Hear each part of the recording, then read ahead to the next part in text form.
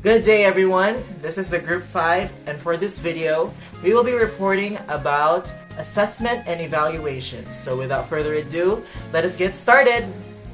For the objectives of this video report, after 30 minutes of lecture discussion, the BSN 1 students will be able to define and differentiate evaluation and assessment, list the methods of evaluation, identify the qualities of good measurement, and lastly, learn about interaction process analysis, also known as IPA, and process recording.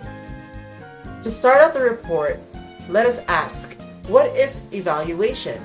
It is a systematic process that judges the worth or value of something. In this case, teaching and learning.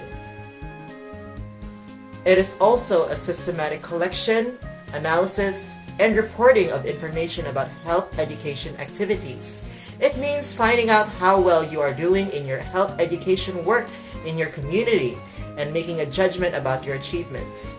It is a critical assessment of the good and bad points of your health education interventions and how they could be improved. Evaluation is the process of assessing whether your specified objectives have been achieved. In other words, how successful you have been. In evaluation, you judge your achievement and then use those judgments to improve your activity.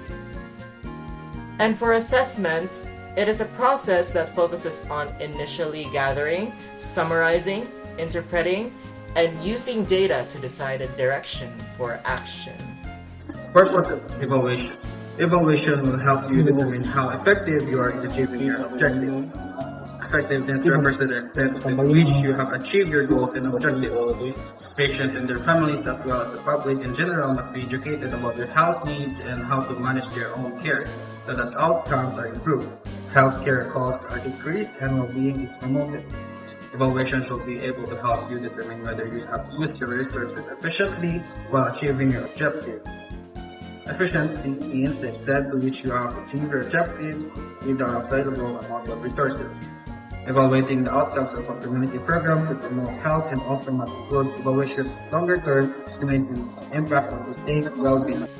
Assessment versus evaluation. The primary differences between these are in the timing and purpose of each process. For example, an education program begins with an assessment of learner needs while the program is being conducted. Periodic evaluation lets the educator know whether the program and learner's progress is going on as planned. After the program completion, evaluation identifies whether to what extent identified needs were met and learner outcomes were achieved. Focus of evaluation. In planning any evaluation, the first and most crucial step is to determine the focus of examination. This focus then guides evaluation, design, conduct, data analysis, and reporting of results. And it has 5 basic components.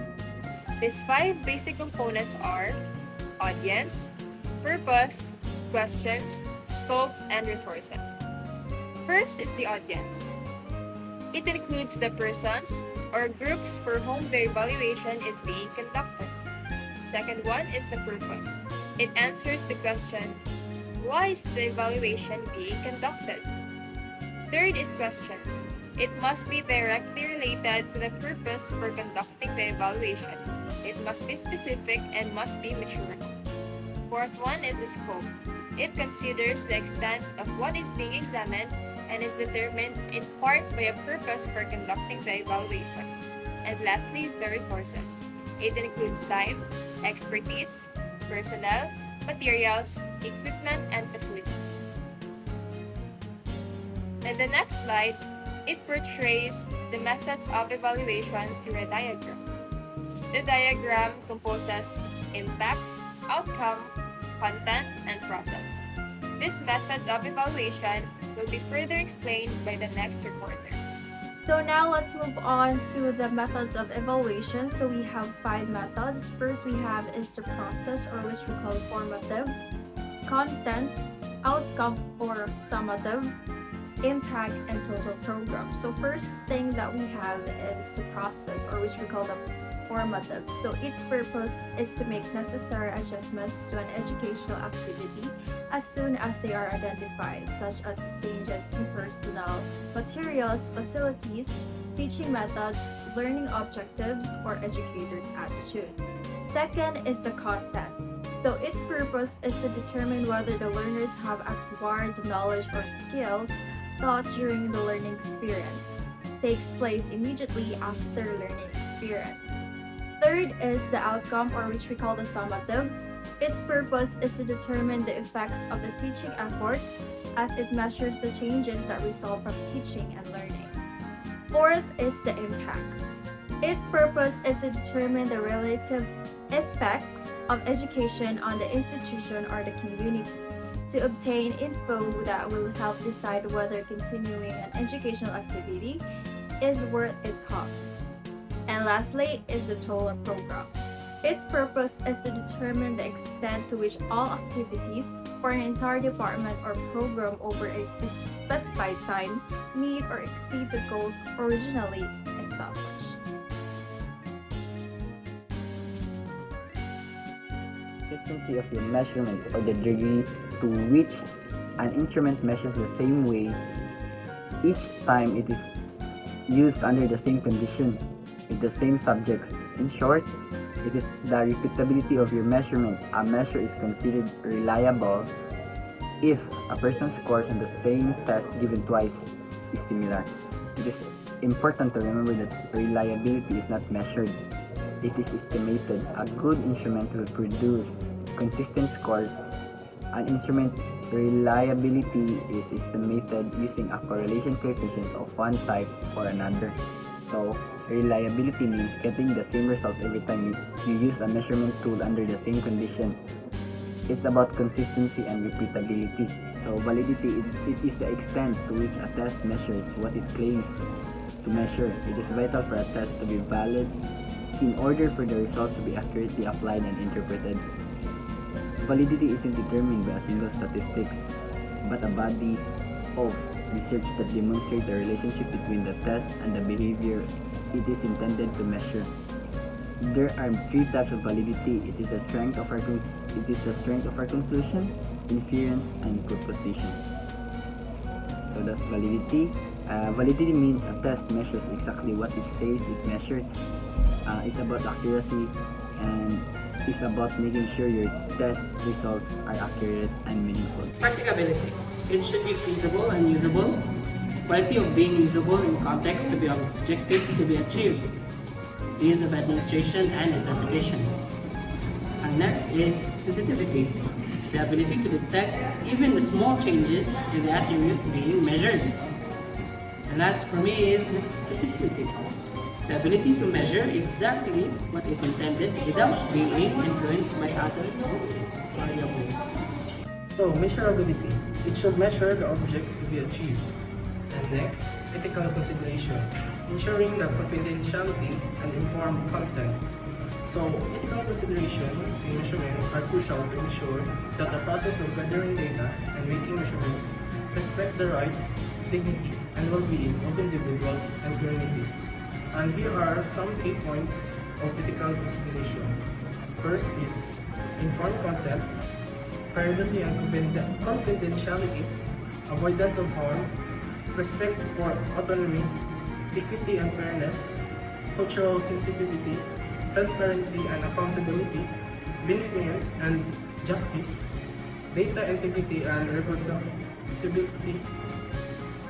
By these key points, considering these critical principles, researchers and practitioners can conduct measurements in a manner that respects the rights and well-being of individuals and communities, promotes fairness and equity, and produces reliable and meaningful data.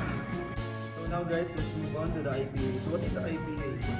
It is interactive process analysis. It is a method devised by Beals in 1960 and 1970 for the continuous observation of communication patterns in interactive groups, and based on the assumption that group success depends on both how well the group can solve its tasks, or as much called task function, and how satisfied it can keep its members, or social emotional function.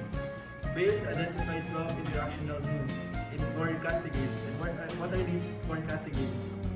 Number 1 is the social emotional positive. It shows solidarity, tension reduction, and agreement. Number 2 is the social emotional negative. It shows antagonism, tension, and disagreement.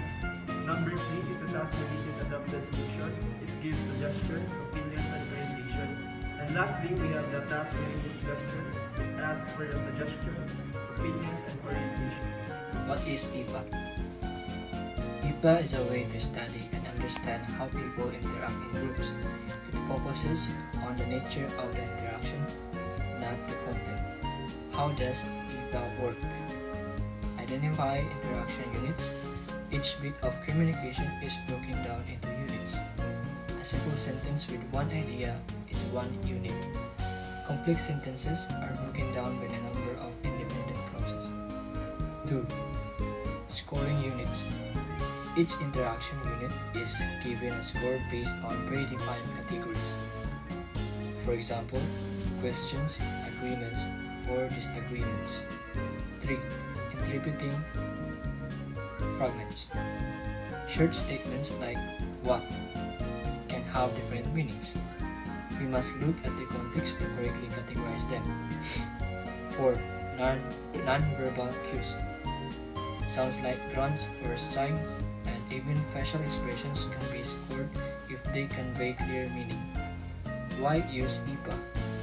It helps understand group dynamics. It shows how communication shapes relationships within the group. Conclusion: using the Bales IPA method, we can better understand and improve interactions within the groups. What is process recording? It is a tool used by the student, the field instructor, and the faculty advisor to examine the dynamics of a particular interaction and time. The process recording is an excellent teaching device for learning and refining interviewing and intervention skills. So I have here the example. Categories in italics are noted as additions to the original IPA, which might refer to the interaction, process analysis, a framework for coding and analyzing interpersonal communication. So that is all for this video, and I hope that you learned something about assessment and evaluation. Thank you so much for listening, and until next time.